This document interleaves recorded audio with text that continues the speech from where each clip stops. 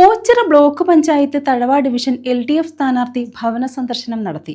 ഗ്രാമപഞ്ചായത്ത് 3-ാം വാർഡിലായിരുന്നു ഭവന സന്ദർശനം. LDF സ്ഥാനാർത്ഥി KJ സിദ്ദീഖിനൊപ്പം വാർഡ് സ്ഥാനാർത്ഥി മധുവും ഭവന സന്ദർശനത്തിന് ഒപ്പമുണ്ടായിരുന്നു.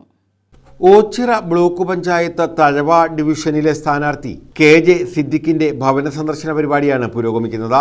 LDF സ്ഥാനാർത്ഥിയായ KJ സിദ്ദീഖിന്റെ പ്രചാരണം 3-ാം ഘട്ടത്തിലേക്ക് കടന്നിട്ടുണ്ട്. ഗ്രാമപഞ്ചായത്ത് 3-ാം വാർഡിലായിരുന്നു ഭവന സന്ദർശനം.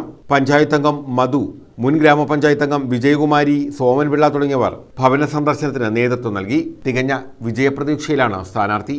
CPM എന്ന് പറയുന്ന പാർട്ടി നേതൃത്വം കൊടുക്കുന്ന ഈ ഗവൺമെന്റിന് ഇടതുപക്ഷ ജനാധിപത്യ ഒരു ഗവൺമെന്റിന്റെ ഭാഗത്തു നിന്നുണ്ടാകുന്നതാണ്.